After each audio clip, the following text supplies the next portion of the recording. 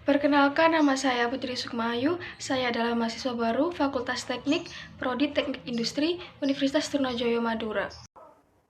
Halo teman-teman, kenalin, nama aku Jessica Wayu Betania, asal Sidoarjo, Fakultas Teknik, Universitas Trunojoyo Madura. Perkenalkan, nama saya Faiza Bita Akila Fahri.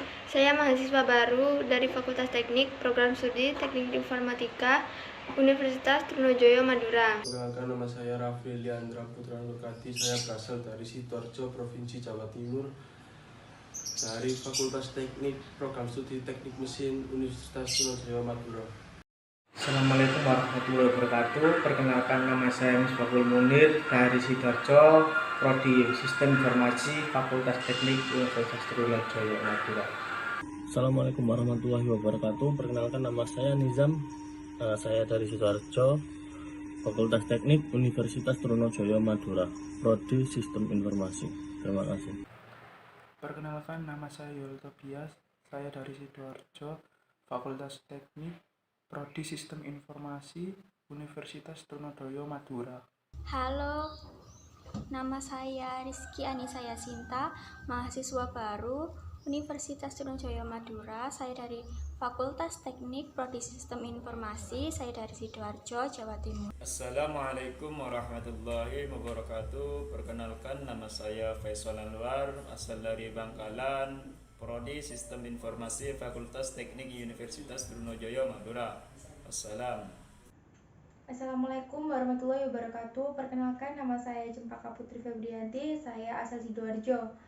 Saya mahasiswa baru dari Fakultas Teknik, Prodi Teknik Industri, Universitas Trunojoyo Madura. Perkenalkan, nama saya Andre Prasetyo Darmawan. Saya mahasiswa baru Fakultas Teknik, Program Studi Mesin, Universitas Trunojoyo Madura. Assalamualaikum warahmatullahi wabarakatuh. Perkenalkan, nama saya Arinda Ramadhani dari Fakultas Teknik Universitas Trunojoyo Madura.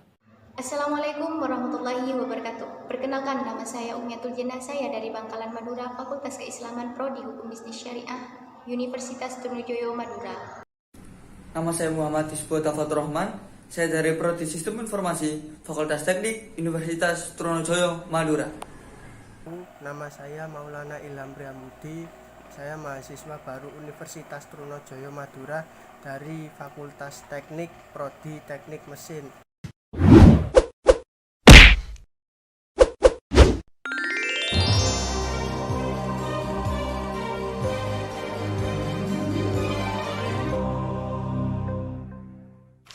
Sarip Tambak Oso. Cerita Sarip Tambak Oso sangat melegenda di Sidoarjo, yang nama aslinya sebenarnya adalah Sarip. Namun ia tinggal di Tambak Oso, Desa Gedangan, Kabupaten Sidoarjo, pada era penjajahan. Maka dari itu disebut dengan Sarip Tambak Oso. Nama sebenarnya hanya Sarip. Dia tinggal di sebuah dusun bernama Tambak Oso, Desa Gedangan, di Kabupaten Sidoarjo, Jawa Timur, pada era penjajahan Belanda. Karena itulah namanya dikenal sebagai Sarip Tambak Oso. Tambak Oso, Desa Gedangan, Kabupaten Sidoarjo, Jawa Timur. Pada era zaman penjajahan Belanda, ia dikenal sebagai Sarip Tambak Oso. Sarip Tambak Oso juga populer di cerita kesenian ludruk asli Jawa Timur. Inilah dia kisah kepahlawanan Sarip Tambak Oso yang diceritakan dari generasi ke generasi. Nama Sarip Tambak Oso juga populer sebagai salah satu lakon cerita dalam kesenian ludruk. Melalui kesenian asli Jawa Timur inilah, kisah tentang sosok kepahlawanan Sarip diceritakan dari generasi ke generasi. Hidup sederhana sama ibunya. Ayahnya sudah lama meninggal. Ketika masih hidup ayahnya, Sarip hidup dengan berkecukupan. Ayahnya memiliki tambak yang cukup luas. Namun, ketika ayahnya meninggal, tambak itu diambil oleh pamannya yang serakah. Tidak sedikit pun hasil tambak diberikan kepada keluarga Sarip. Sarip hidup sederhana bersama ibunya. Ayahnya telah lama meninggal ketika Sarip masih kecil. Ketika ayahnya masih hidup, Sarip hidup berkecukupan karena ayahnya memiliki usaha tambak yang cukup luas. Namun sayang, ketika ayahnya meninggal, tambak tersebut diambil oleh paman Sarip yang serakah. Tidak sedikit pun keuntungan dari hasil tambak tersebut yang diberikan kepada keluarga Sarip. Nah, Sarip ini dikenal sebagai pemuda yang suka marah-marah dan suka berkelahi. Namun, Sarip memiliki hati yang baik. Bahkan, dia merasa tidak tega melihat penderitaan warga kampungnya yang miskin. Sarip dikenal sebagai pemuda yang mudah marah dan suka berkelahi. Namun, sebenarnya Sarip memiliki hati yang baik. Dia bahkan merasa tidak tega melihat penderitaan warga kampungnya yang miskin dan ditarik pajak oleh Belanda. Suatu hari, Lurah Gedangan bersama 2 orang tentara Belanda datang ke rumah Sarip. Sayangnya ketika itu Sarip tidak ada di rumah, sehingga hanya ditemui oleh Ibu Sarip.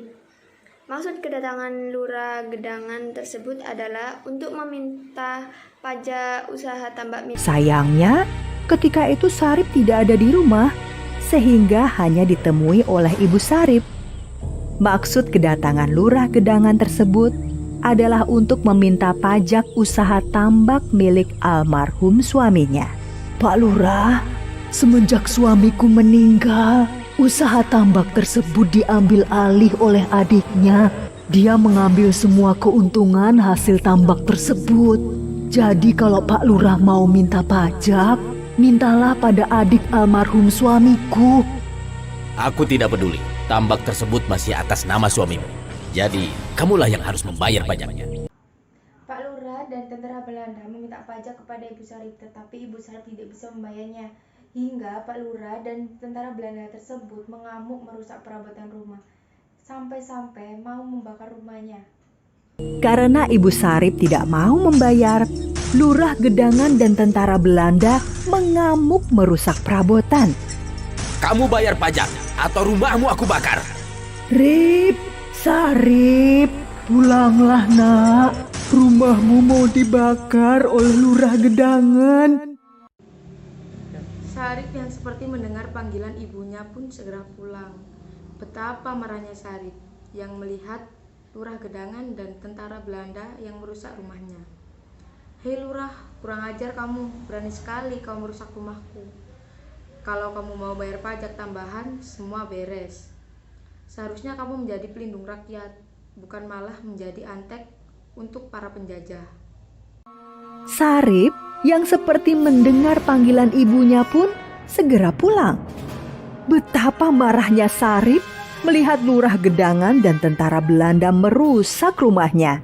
Hei Lurah, kurang ngajar kamu. Berani sekali kau merusak rumahku. Kalau kamu mau bayar pajak tambak, maka semuanya beres. Dasar tidak tahu diri. Seharusnya kamu menjadi pelindung rakyat, bukan malah menjadi antek para penjajah itu. Tanpa banyak basa-basi, Sarip langsung menyerang Lurah Gedangan hingga tewas. Salah satu tentara Belanda juga dipukul oleh Sarip hingga tewas. Dan satu tentara Belanda lainnya berhasil melarikan diri dari si Sarip. Setelah peristiwa pembunuhan Lurah Gedangan tersebut, Sarip pun menjadi buronan pemerintah Belanda. Dan beberapa hari kemudian Sarip mendatangi rumah pamannya untuk meminta kembali hak tambak milik ayahnya. Tanpa banyak bicara, Sarip langsung memukul Lurah Gedangan hingga mati. Rasakan ini. Salah satu tentara Belanda juga dipukulnya hingga mati. Satu tentara Belanda lainnya berhasil melarikan diri. Setelah peristiwa pembunuhan Lurah Gedangan tersebut, Sarip pun menjadi buronan pemerintah penjajah Belanda. Sarip mendatangi rumah pamannya. Sarip berniat untuk meminta kembali tambang yang ditinggalkan oleh ayahnya kepada pamannya. Tetapi paman Sarip menolak.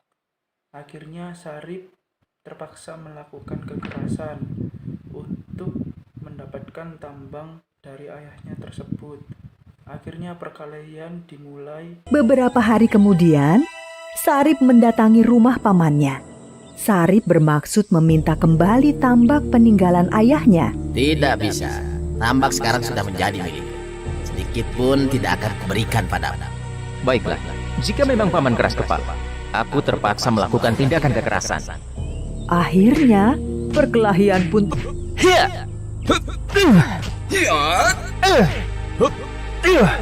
perkelahian tersebut berhasil dimenangkan oleh Sarip. Saja ke ceritanya. Di sini Sarip melarikan diri sebelum dibunuh oleh Sarip. Paman Sarip melarikan diri ke daerah Kulon Kali Sedati ya. Pada di tempat itu paman Sarip menemui pendekar yang bernama Paidi.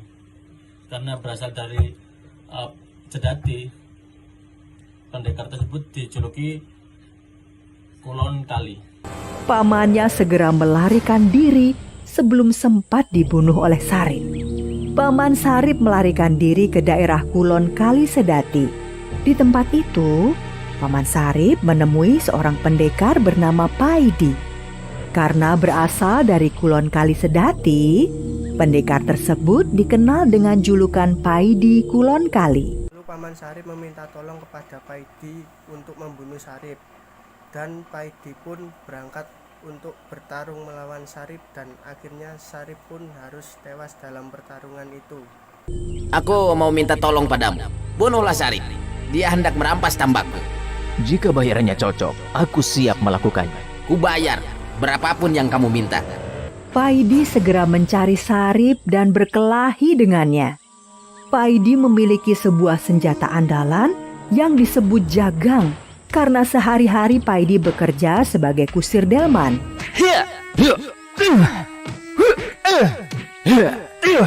Perkelahian itu pun dimenangkan oleh Paidi. Sarip tewas di tangan Paidi dan jenazahnya dibuang ke Sungai Sedati. Sementara itu, Ibu Sarip sedang mencuci pakaian di Kali Sedati dan menemukan jenazah anaknya sedang hanyut. Bukannya sedih, Ibu Sarip justru melakukan hal yang sangat ajaib. Sarip, belum waktunya kamu meninggal. Bangunlah. Ibu, kenapa aku bisa tertidur di pinggir sungai? Kamu harus bersembunyi di luar kampung Tambang Osoh. Keselamatanmu dalam bahaya. Selama persembunyian ternyata Sarip juga pernah merampok rumah Belanda dan antek-anteknya. Sudah banyak menjadi korban perampokan Sarip. Meskipun suka merampok, namun Sarip tidak menikmati hasil rampokannya. Setiap selesai merampok, Sarip membagikan rampokan tersebut kepada orang-orang miskin di kampungnya. Pemerintah Belanda tidak tinggal diam. Sudahlah, kamu harus sembunyi di luar kampung Tambak Osoh. Keselamatanmu dalam bahaya. Selama dalam persembunyian, ternyata Sarip juga kerap merampok rumah orang Belanda dan orang kaya antek Belanda. Sudah banyak orang Belanda yang menjadi korban perampokan Sarip. Meskipun suka merampok, namun Sarip tidak menikmati hasil rampokannya. Setiap kali selesai merampok, Sarip membagikan harta rampokan tersebut kepada orang-orang miskin di kampung. Pemerintah Belanda tidak tinggal diam. Mereka menyewa banyak pendekar untuk menangkap Sarip. Namun, tidak satupun dari para pendekar tersebut yang berhasil menangkap Sarip. Bahkan, banyak di antara pendekar tersebut yang mati terbunuh oleh Sarip. Sarip juga menemui Paidi untuk membalas dendamnya. Perkelahian seru pun terjadi. Kali ini, Sarip berhasil membunuh Paidi. Akhirnya Belanda mengetahui apa kelemahan Sarip dari pamannya sendiri. Dulu paman Sarip masih satu perguruan dengan ayah Sarip. Pada saat pulang bertapa, ayah Sarip membawa sebongkah tanah merah dan dibagi dua untuk dimakan oleh Sarip dan ibunya. Kelemahan Sarip yaitu, jika ibunya masih hidup, dia tidak akan bisa meninggal. Akhirnya, Belanda mengetahui kelemahan Sarip dari pamannya yang selama ini menjadi antek Belanda. Pamannya yang masih satu perguruan dengan ayah Sarip mengetahui bahwa dahulu ayah Sarip pernah bertapa dan membawa pulang sebongkah tanah merah. Tanah merah tersebut dibagi dua dan dimakan oleh Sarip dan ibunya. Setelah memakan tanah merah tersebut, Sarip bisa hidup kembali meskipun dibunuh berkali-kali selama ibunya masih hidup. Setelah mengetahui rahasia tersebut, Belanda Belanda segera menangkap Ibu Sarip dan menembaknya. Setelah ibunya meninggal, Sarip akhirnya bisa ditangkap oleh Belanda. Untuk memastikan Sarip sudah benar-benar mati, pemerintah Belanda memasukkan Sarip ke dalam sebuah sumur dan menguburnya. Dan akhirnya Sarip tanpa Oso benar-benar meninggal tanpa bisa hidup lagi. Berakhir sudah perjuangan seorang pemuda yang seorang diri berani mengobarkan perlawanan kepada penjajah Belanda. Setelah mengetahui rahasia tersebut, Belanda segera menangkap Ibu Sarip dan menembaknya. Setelah ibunya meninggal, Sarip akhirnya bisa ditangkap oleh Belanda. Untuk memastikan Sarip sudah benar-benar mati, pemerintah Belanda memasukkan Sarip ke dalam sebuah sumur dan menguburnya. Dan akhirnya Sarip Tamba Oso benar-benar meninggal tanpa bisa hidup lagi. Berakhir sudah perjuangan seorang pemuda yang seorang diri berani mengobarkan perlawanan kepada penjajah Belanda.